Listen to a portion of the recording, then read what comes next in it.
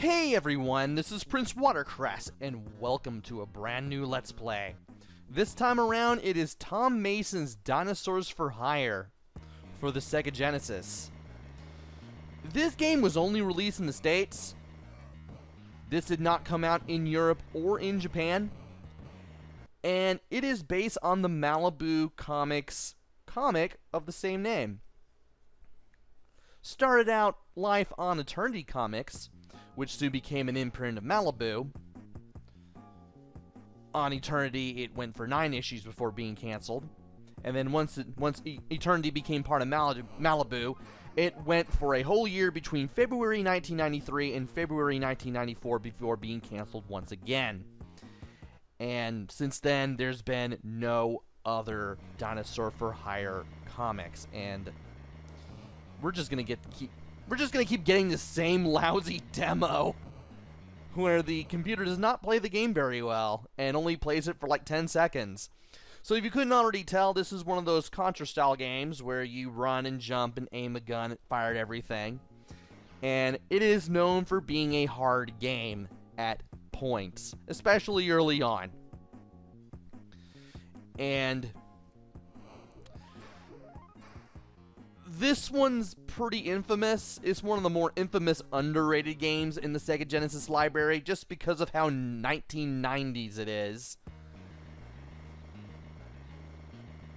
And I have given this game a shot, and I managed to figure things out pretty well, and so I could get through some things. So let's go ahead, and once the Sega screen goes dark, I can do this again. Let me press start game. There we go. Alright. We can play with one player, or we can play with 2 players simultaneously. There's also the options menu. At the options menu, you can set the difficulty between easy, normal, or hard, and you can choose between 0, 3, 6, or 9 continues. I'm going to keep everything as it is, because I have an idea of what I'm doing. There's also a music and sound test, and you can set the default controls for A, B, and C to different configurations. A lets you do a close-up attack that lets you hit enemies with the butt of your gun. B lets you fire the gun, and C lets you jump. As for the control pad, as for the D-pad itself, left and right lets you move left and right. Down lets you duck. Up lets you aim, and you can aim the gun in 7 directions except for down. You can't. I don't think you can aim straight down while in midair, though. I could be wrong. And not much else to say here. So let's get to it. So when you start Tom Mason's Dinosaur for Hire, you get to select between one of 3 characters. And if you're wondering who Tom Mason is, he was the co-founder of Malibu Comics, and he is the creator and author of Dinosaurs for Hire, which started out life as a comic known as Elvis Undercover, which never got published because they were afraid that Elvis Presley's estate would sue. The Elvis Presley character in that comic would be split into 3 characters, who we'll be looking at right now. First off is Archie. As the tough-talking, no-nonsense leader of Dinosaurs for Hire, this Tyrannosaurus Rex embodies the very spirit of the group. Seek out trouble and eliminate it. So this is the gist of the comic book and the game. You have these 3 alien-like entities that are based on smaller versions of the dinosaurs from Earth. They come from another planet, they were on a spaceship, something happened to their spaceship, it crashed on Earth, and now they're on Earth as missionaries. Or, sorry, mercenaries. I don't know why I said missionaries. Once again, I cannot English. Let me get a drink of Diet Coke and maybe I'll loosen up. Sheesh. Anyway, as you read this, you can hold up and down on the D-pad to read more of this. Species, Tyrannosaurus Rex. Blood type, A. cold. Height 7 feet 6 inches. Weight 1,400 pounds. Shoe size 22 Triple E Air Dinos. Birth date and birthplace unknown. The origin story of the three characters was never really mentioned. As a matter of fact, Tom Mason did keep it a secret. And believe it or not, there was almost a Fox Kids cartoon that was going to be based on Dinosaurs for Hire. And they would have given them an origin story. Only thing is, Tom Mason was totally against it and didn't want Fox Kids messing with what he had done. Not surprisingly, Tom Mason and Fox Network butted heads, and the Dinosaurs for Hire not comic book, but the cartoon series never got made. Partly because of that, and partly because they wanted to dumb the show down for a younger child audience, which Tom Mason didn't really want to do. So, there's some more trivia for you. Ambitions: wrestle Shadow Yamato. I'm assuming that's another Malibu Comics character. Likes: comic books and fast food. Dislikes: paleontologists and network executives. Favorite food: just put it in front of him, he'll eat it. Dress code: leather jacket. Favorite saying: don't shoot until you want to. Favorite saying part 2: is it cold in here or is it just me?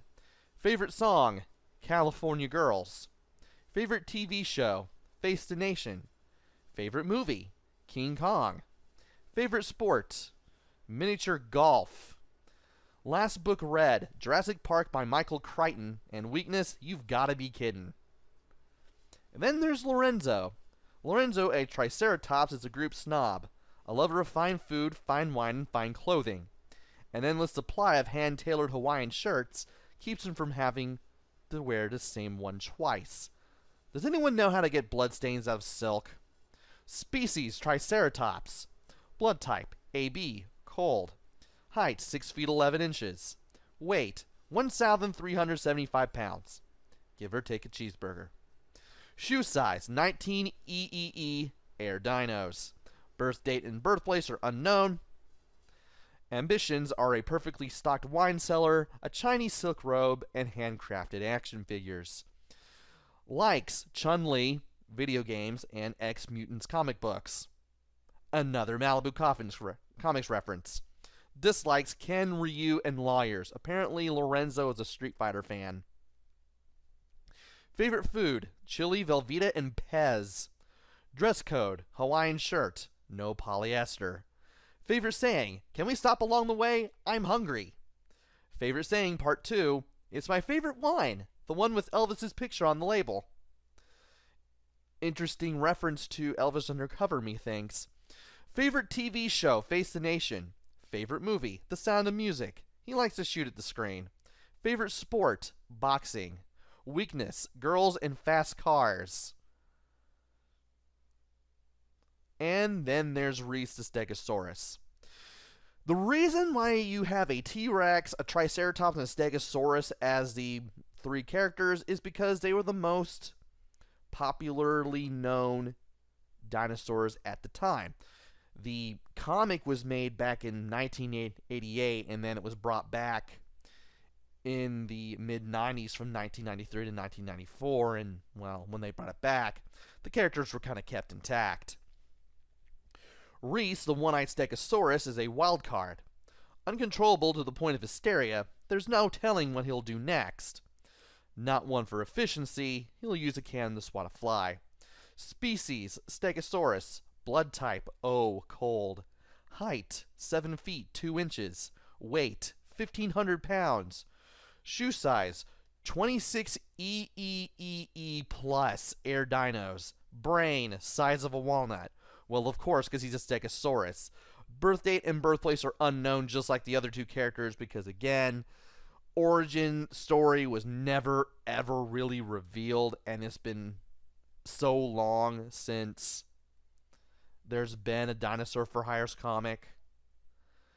Ambitions: keep head down, fire as often as possible. Likes: Clint Eastwood, Kojak, and Flashpoints. Dislikes: world peace and reloading. Favorite food is cheeseburgers. Dress code is an eye patch and gloves. Favorite saying, we're going to need bigger guns. Favorite saying, part 2, more ammo. Favorite saying, part 3, I'm the strongest dino in the world. Favorite song, Eve of Destruction. Favorite TV show, Charlie's Angels. That's a bit of a change. Favorite movie, Terminator, Terminator 2, and Terminator 3. He's hoping. The game came out in 1993. The third one didn't come out until 1999, I believe. Favorite sport is hockey, and the last read book is TV Guide. Weakness, itchy trigger finger. And that is basically it. We are going to go ahead and play as Archie because that's who I used in the Try It Out Tuesday tryout. I'm pretty sure Lorenzo and Reese control the same way, but I'm just going to play as Archie nevertheless. And you have to press start to confirm your character choice. So up and down to go through the text, left and right to switch dinos, start to confirm. And once you pick your player, or players, in case of a 2-player mode, you have to fight this thing. Now, this battle, it doesn't matter if you win or lose, but I do want to win this. So, let's go ahead and shoot the hand down, and let's shoot at the head, and that is it. Well, I hope you enjoyed Let's Play Dinosaur for Hire for the no, okay. And that is Cyrano, the pterodactyl. Cyrano would show up a little later in the comic book series, and it would bring the group count to 4. And Cyrano in this game will give you some hints on things. Whoa, slight problem with your Genesis blast processing unit. Psych! Anyway, the real game starts here. Good luck. You'll need it. Press start. And we start at the tenement house, which is where the game really starts to get going. And it's time to start shooting. We will see ninjas along the way. We need to swat at them with the gun in case they get too close, because shooting them with the gun won't do in that case. And there's a crystal. If you shoot it, you'll find a power-up. That was the 3-way shot, but we start with 1 shot, and then we build up to 2 shots, and then the 3. So we have to collect another one to get even more shots. And by jumping up to the ladder and pressing up, or holding up, we can... oh my. We can climb up the ladder here.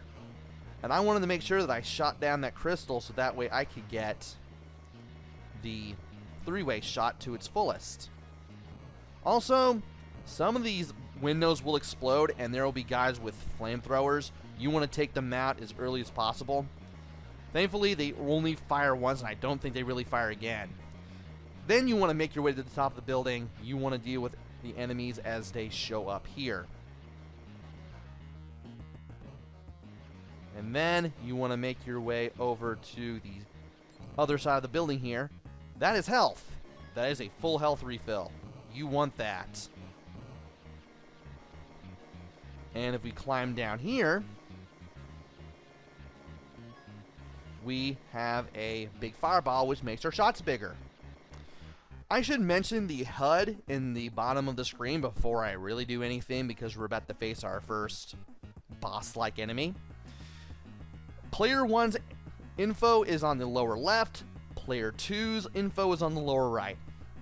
We have our health, followed by a number below that. That is our current health and our current lives.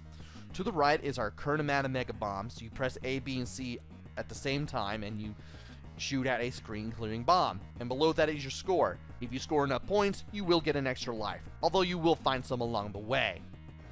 And now, as soon as we drop down and go to the right, we need to be very, very careful. We need to shoot at this cannon and avoid getting shot at a lot ourselves. Otherwise, it's going to be very, very bad.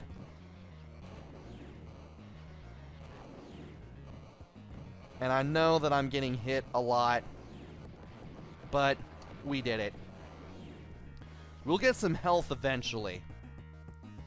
So yeah, you just want to shoot as much as possible. You want to avoid the shots that come out of the turret, And you also want to take care of the human enemies, which are the ninjas that we've been seeing throughout this tenement house area for as quickly as possible. We want to take them down very quickly, otherwise things will get bad.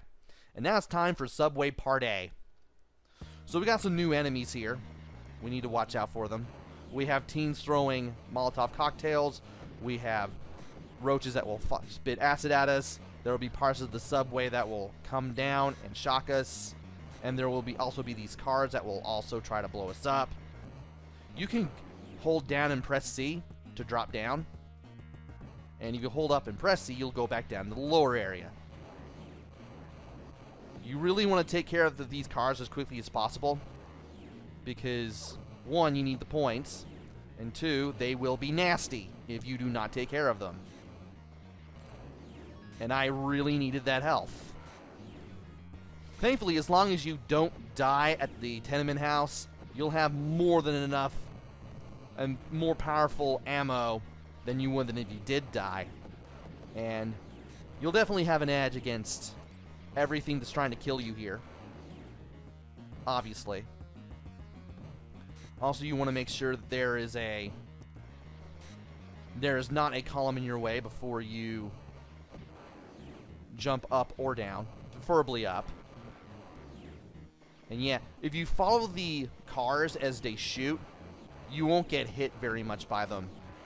Also, having a lot of ammo, well, not a lot of ammo, you have infinite ammo, but having some really powerful ammo really helps here. You really want to power up and just not die, because you go back to the shot that you start the game with if you do die. And that's no fun for anyone. That's really no fun for anyone. Also, when you jump, you move forward a bit before you jump up. I find that rather weird. And down there, the picture of the dino, extra life. You want that. Also, you want to drop down and go to the right so you can go to Subway Part B. Now we need to be very, very careful here because there are a lot of turrets, and you want to shoot them down whenever you see them, or their shots, because they can take you out just like that, and you don't want that. You really don't want that. I mean, you got turrets on the wall, you got turrets on the platforms. Also, there is fall damage in this game. And you do not want to suffer that, believe me.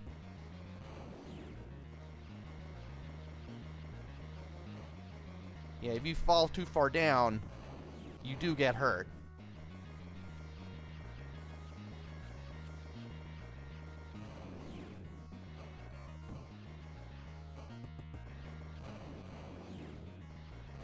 And you do not want to get hurt in this game.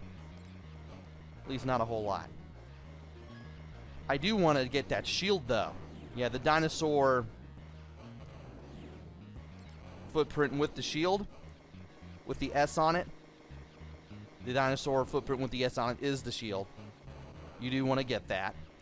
Also, you want to stay as far up as you can, because that makes it easier to get through this level. Thankfully, you can jump off the ladders to get the platforms if you need to. And there's some health here. I want to get it. Thankfully, the fast food always refills your health to full, no matter how much health you have left, which can be a really big lifesaver. Also, that is a mega bomb. That gives us one circle at the bottom, where our health and score is. And even though the game counts up to 4, you can collect more than 4, which is a good thing. Anyway, it's time to drop down a little bit. Make sure you drop down to the right on that lower platform so you can get over here. Climb down the ladder, and then you'll take on the subway mini-boss. Time to get up here. There is a mega bomb, but you don't really need it. And to the far right is your health refill, which I feel like I need. You want to watch out for the flames. You don't want to get hit by those a whole lot. And when your health goes below half, you definitely want to get your health refilled. The car gets faster and faster the more you shoot at it. But if you keep a good bead on it, and you're always firing down at a diagonal angle, you can definitely take this car down. And now it's time for the Empire State Building.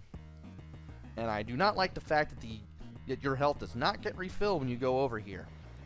Now it's time to keep shooting and taking down guys on jetpacks.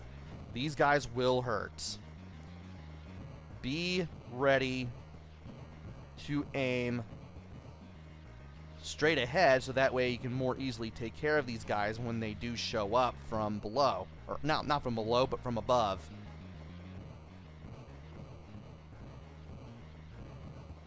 Now there will be some smoke coming from above. Stay to the right here. That way you can take care of all the ninjas that show up. Take care of all these guys. We're going to take care of these guys. There should be some guys coming in from above there. And if you stay on one side, shoot upwards to take care of the ninjas, you can take care of the ninjas on the other side, and then you can deal with the guys in the jetpacks again. With practice, you should be able to do that as easily as I did. As soon as you approach this door, you'll have your first boss. And some info from Cyrano. Hope you enjoyed that little ride up there. Next time fly, it's faster. Alas, the terrible beast known only as Mega Minotaur, Hoyt to his buds, has taken control of the cable TV receiver on top of the Empire State Building. Millions of subscribers are really peeved. Try knocking off his hands before you go for the head. Good luck. So here's what we're going to do. We're going to stay near the door right here so we don't get hit by the eye lasers. Then we're going to go... Not how I wanted to do that, but that's okay. When he throws the mace, you need to be ready to duck down and then aim at the hand while the mace is being thrown at you like a boomerang. From here, you'll want to aim at the head. Once you take out the head, and you can't fire at it anymore, you want to keep jumping so that way you don't get knocked off the top level here. When he fires the missiles, you want to stay away from the missiles. You want to avoid those and also shoot them down. Then you want to shoot down the other arm. After that, it's time to shoot down the head again once that second arm is shot down. At this point, you'll have the eye lasers, but again, easy to avoid. And once you take out the head, Hoyt the Mega Minotaur is down. And that leads us to the cavern. And I have been playing for more than 20 minutes. And I want to keep these videos at around 20 minutes. So join me next time where we play through the caverns and enter Hoover Dam. Who knows what we will have to deal with at Hoover Dam? One can only imagine. Until then, this is PrinceWatercress. Take care, stay safe, and thanks for watching!